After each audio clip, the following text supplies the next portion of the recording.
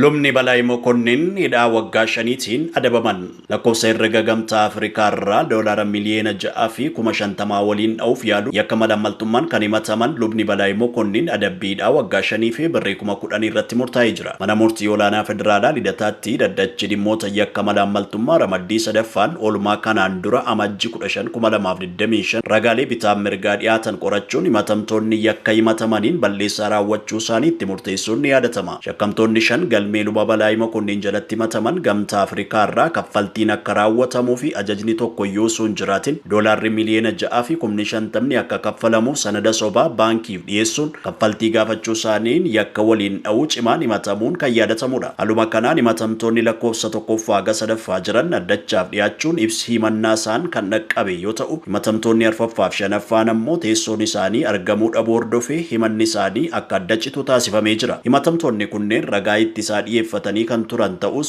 ragaan dhiyeeffatan ragaa abbaan alangaa dhiyeesse qolachuu dhabuu isaaniin himatamtoonni murtiin balleessummaatti murtaa'ee jira. Haaluma kanaan manni murtii dhaddachaa irraa amajji 30 2025 ooleen himatamaan tokkoffaa Luba Balaa Mokonnin hidhaa cimaa waggaa 5 fi birrii 10,000 himatamtoonni lammaffaa fi sadaffaan tokkoon isaanii hidhaa waggaa 3 fi ji'a 3 fi birrii 3,000 murteessee jira. Adabbiin isaanii kunis guyyaa hidhaa seenanii kaasee kan lakkaa'amuuf ta'uun ibsamee jira.